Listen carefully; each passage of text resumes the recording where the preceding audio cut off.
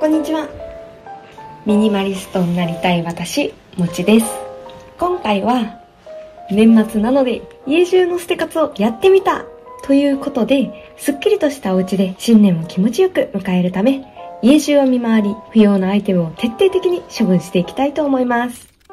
年末だから大掃除をしなきゃと考えられている方も多いかと思いますが、私としては大掃除や片付けよりもまずは物を捨てることをお勧めしたいです。ミニマリストを目指し物を減らし始めてから、わざわざ整理整頓せずとも自然に片付くようになりました。ほこりや汚れが溜まりにくくなり、大掃除をしなくても日々の小さな掃除でお部屋の綺麗を維持し続けることができるようにもなりました。頑張らなくても綺麗が維持できるようになったのは、やっぱり物を減らしたおかげだとつくづく感じます。そんな私もまだまだ捨て活頑張り中です。この先も大掃除のいらない家を維持するため、今使っていないものは徹底的に捨てるを目標に、今回も捨て活をやっていきたいと思います。それではスタートです。まずは玄関からです。ここは捨てるか迷ってるものの一時保管場所だったり、有害ゴミで捨てなきゃいけないものだったりもしちゃったりしてます。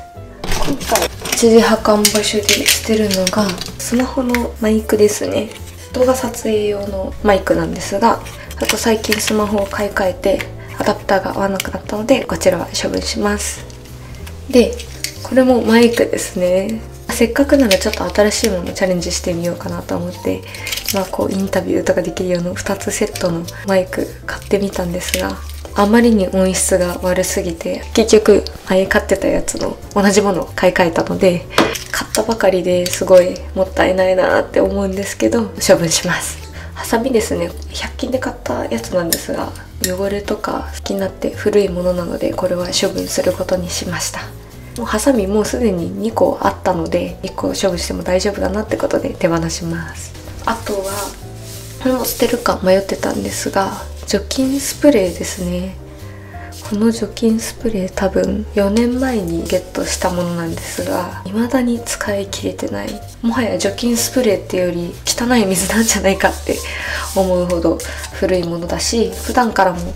全然使ってないものです。正直歌丸があれば大丈夫かなと思うので、これは処分することにします。で、あと靴ですね。よく見たら夏物のサンダルかなりボロボロで、結構ボロボロですよね。次の夏になったら新しいものを買った方がいいんじゃないかなと思うので、このボロボロの夏物のサンダルは冬に保管しててもしょうがないので処分することにします。で、この靴も結構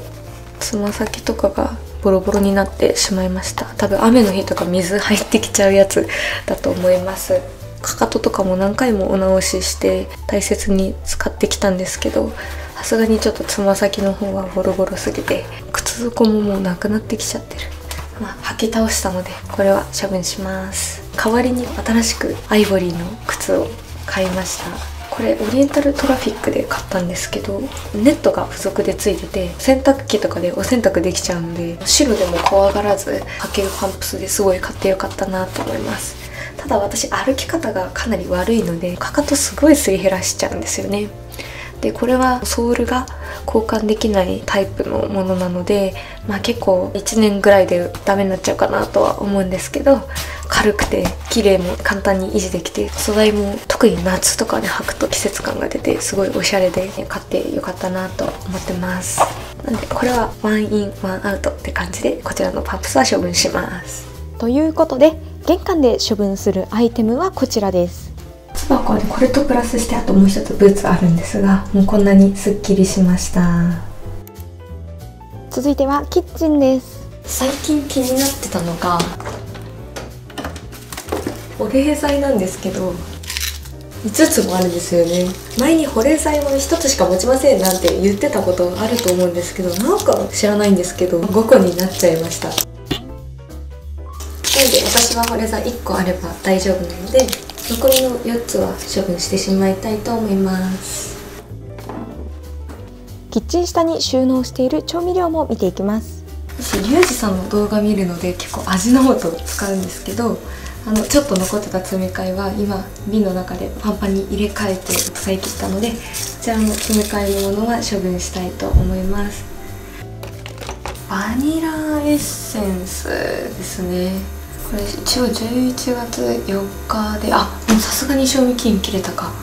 ただ開封後3年ぐらいは経ってんじゃないかなと思うんですけど、前よく使ってたんですけど、いつの間にか全く使わなくなってました。処分します。実は最近買い物めちゃめちゃミスってて、見てください。いりごま2つ、コンソメも2つ、ないと思って買ったらあったっていうことを最近よく起こしてしまってます。いつもね、買い物リストを使ってこういうことを防ごうとしてるんですけど、最近リストの使い方がきっちりしてなくて、こういうことを2回繰り返しました。いや、ほんと買い物リストマジで大事ですね。マジで買い物リスト大事です。なんか上の棚めっちゃごちゃごちゃしてるな。フォークが出てきました。汚くて使う気が起きないですけど、1本すでにフォークは持ってるので、予備用のフォーク、お客様が来た時とかに使えるかなと思ったんですけど、そんな日は来ず、そのうちに見た目も不衛生な感じになって、とてもこれはね、使えるものじゃないので処分します。このコンビニでもらったフォークも何かに使えるかもと思って取っておいたんですが、全然使ってないので処分します。ということで、キッチンからはこれだけの不要品を処分します。リビングの捨て活をやっていきたいと思います。こちらの棚見ていきたいと思います。読み終わった本です。読み返すことはないと思うので、フリマショップで誰か読む方にお譲りしたいなと思います。手放します。ボタンですね。実は先日もう悩みに悩んでベージュのジャケットを買ったんですが、その予備用のボタンを袋で取っておいてました。私こういうボタンはなんか箱とかでは取っておくのではなく、お洋服本体に取り付けるようにしています。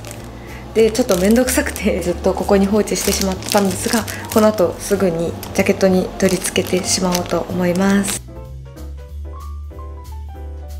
この電気小物あたりがなかなかごちゃごちゃしてきたので、出しながら見ていきたいと思います。スマホの撮影用三脚ですね。これ1回手放してやっぱりいるんじゃないかなってもう1回買い直したものなんですが、結局やっぱり使わずにいました。これだと全然不安定なんですよね。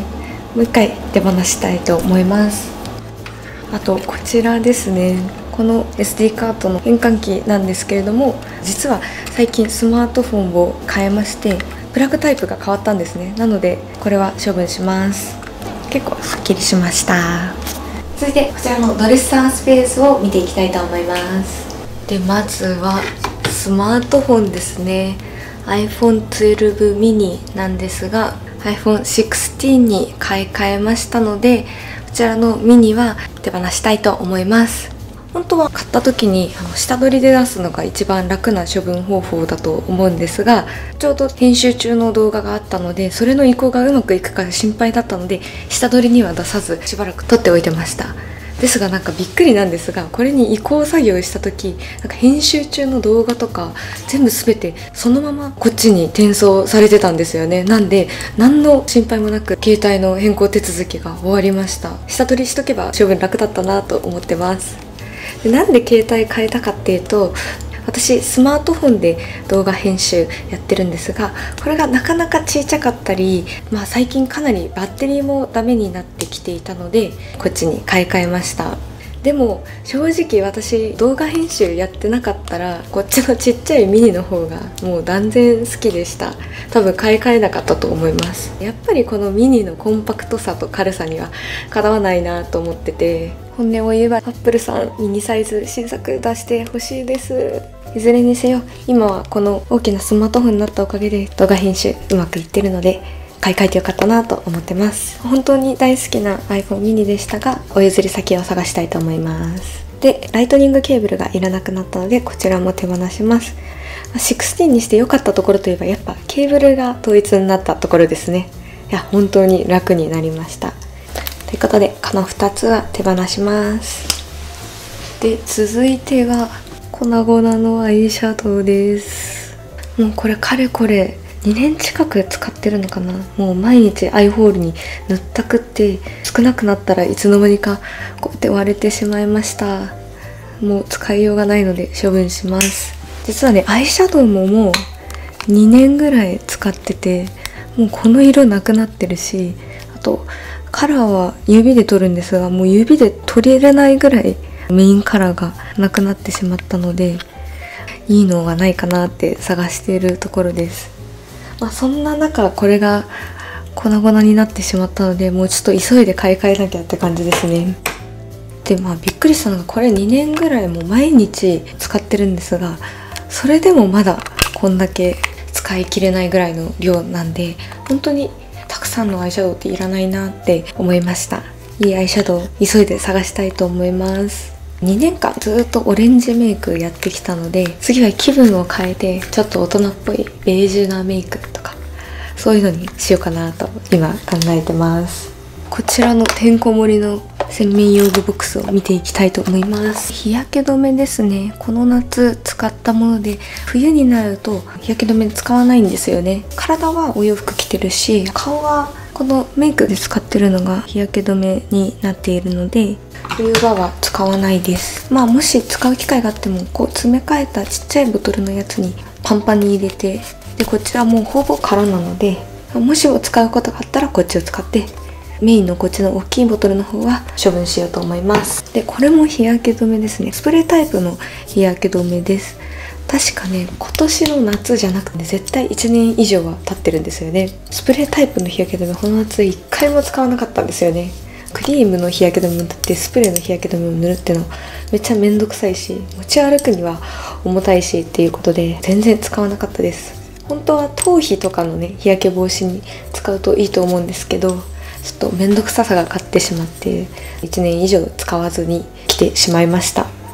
衛生面を考えても、この夏使わなかったことを考えても、これは手放した方がいいと思うので処分したいと思います。ちなみにスプレー缶タイプの日焼け止めはリキッドタイプに比べて容器の密封性が高いので比較的劣化しにくく、開封後も1年から3年は使えるそうです。でもやっぱり私にスプレー缶タイプは合わなかったので、今回は処分しようと思います。缶の処分はトイレットペーパーとか新聞紙とかをビニール袋に詰めて、それで外で噴射して使い切ってから処分することができるので、スプレー缶って処分しづらくてなんとなく取っておいてる方いらっしゃると思うんですけど、ぜひこの方法やってみてください。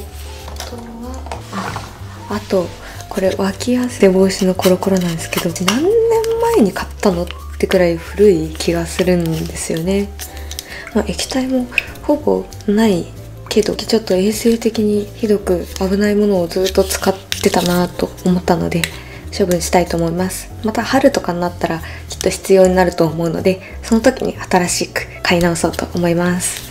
ということでボックスからはこの3つを処分したいと思います。結構すっきりしました。アクセサリーケースも見ていきたいと思います。これですね。このネックレスなんですけど、どの服に合わせても似合わないんですよね。ちょっと私には派手だし、ちょっとおもちゃっぽくなる感じがあって処分したいと思います。反省なのは、人生で初めて ZOZO タウンで買い物したもので試着してないんですよね。もう試着さえすれば似合うか似合わないかなんてもうすぐ分かるのに、つい安いし買ってしまいました。これからね、絶対試着したものだけを買おうともう心に誓います。続いてクローゼットです。お洋服の捨て方はぜひ前回の動画を見てください。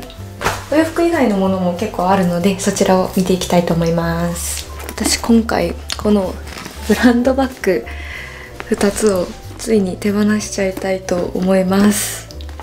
ミニマリストとはいえおしゃれが好きだったので、わざわざ手放すことはないかなと思って、いろいろ迷って取っておいたんですが、やっぱりね、外出に持ってった時も重たくてもうちょっと正直やってらんないというか、おしゃれも好きだけど快適さの方が優先だなと思って手放すことにしました。しかも確かにブランドバッグだけど、これを持ってることがおしゃれとも限らないなとも思うんですよね。正直これを持ってる時の自分ってなんか自分らしい気がしないというか、こっちのバッグはかなり使い倒したんですけど、入れたいものが入れられない。例えば傘とか入らないし、とにかく重いし、この細いショルダーバッグもさらに重たくさせてるなという感じでした。でこっちのバッグもですね、やっぱりね形が決まってるので、入れたいものって結構案外入らないというか、水筒1個入れてタブレット入れてで限界かなって感じで、結局もう1個他のバッグ持っちゃったりとかして使いこなせなかったアイテムです。この2つを手放す決断をするまで本当にかかったんですが、お譲り先見つけて手放したいと思います。一方で他にもバッグあって、この2つはねすごく軽いし、結構物がいっぱい入ったりするので、これからも使っていきたいと思います。ちなみにですが、最近メインのバッグを無印良品のサコッシュからこちらのユニクロのバッグに買い替えました。サコッシュでは折りたたみ傘とかペットボトルとか入らなかったんですけど、これなら結構街がすごいしっかりしてて入るし、あとサコッシュの時はね、ここの肩紐が細くて荷物結構入れると肩が痛くなっちゃったりするんですけど、これはねしっかり太くて肩の疲れも起きにくいバッグでした。これね本当に買ってよかった。またどこかの動画で詳しく紹介したいなと思います。とはいえ今回こういうレザーのおしゃれなバッグを手放すことにしてしまうので、代わりに軽くて、荷物も入るで疲れない、そういうおしゃれなバッグを探したいなと思います。やっぱり疲れるバッグって持ちたくないなと改めて思いました。靴下関係ですね。ストッキングなんかはもう冬になって履かないので処分したいと思います。見えないからいいでしょとか思ってちょっと破れとかありますね。すぐ破れちゃうのでもったいなくて、破れても見えるとこじゃなければそのままにしちゃったりするんですけど、これを次の春までに持ち越す必要はないのでこれを処分します。こっちは綺麗そうだな。綺麗なものまで処分する必要はないと思うので取っておきます。このベリーショートソックスですね、3足ありました。さすがに結構この滑り止めの部分がかなりボロボロになってしまっているので、これは全部処分しようと思います。処分してもここに予備を1個ずつ持ってるので、困ることはないかなと思います。あと寝巻きについてたスウェットの紐ですね、洗濯した時に外れちゃって、毎回外れちゃうんでもう面倒くさくなって外しちゃったんですけど、なくても大丈夫だなっていうことに気づけたので、このスウェットの紐は処分します。靴下のボックスかなりコンパクトになりました。続いてストールですね。6年前ぐらいに買ったものだと思いますが、結構もう毛羽立ちがすごいのと、あとこの秋1回だけ肩にかけて出かけたことがあるぐらいなんですけど、使ったのその1回きりで全く使わないアイテムでした。ちょっとこの格好も私はあんまり好きじゃないですしね、使わないアイテムですし劣化が進んでいるのでこちらは処分します。隣も見ていきます。この紙袋ですね、何かに使えるかもと思って取っておいてるんですが、この半年その何かの時は来ませんでしたので処分します。この箱自体やめた方がいいよな。このストラップですね、確かスマートフォンの防水用のストラップだったと思うんですけど、ちょっとこれだけ取っておいてしまったので使ってないので処分します。これですね、前のパソコンの充電のバッテリーですね。これ会社が同じパソコンを使ってたので在宅勤務する時に使えるなと思って取っておいたんですが、もうね最近は在宅勤務しなくなってるし、タイプ C で給電できるじゃないですか。なんでこれももう取っとく必要はないなと思って手放したいと思います。お譲り先探せたら探したいです。ちょっとこの箱が使いづらいので入れ替えちゃいたいと思います。前回の捨て活で余った衣装ケースを小物をしまい込みたいと思います。あまりにもボロボロすぎる、汚いですね。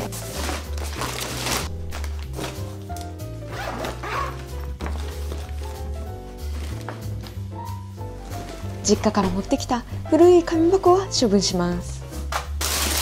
この羽毛布団はもう冬で寒いので、これは出しちゃいたいと思います。ちなみに布団カバーはタオルケット代わりに夏使っていました。めっちゃすっきりしました。リビングからはこれだけのアイテムを手放すことができました。ということで今回の捨て活の成果はこちらです。捨て活をずっと続けていますが、それでもまだ不要なアイテムがこんなにたくさん隠れていました。特に今回はずっと手放すか悩んでいた使わないブランドバッグを手放せて、なんだか心まですっきりしました。さらに物が減った大掃除いらずな我が家で、また気持ちよく新年を迎えられそうです。それではご視聴ありがとうございました。で、続いては粉々のアイシャドウですね。わー、これちょっと縦に置けないな。わー、もうボロボロこぼれちゃって、もうダメですね。下向けたらダメでした。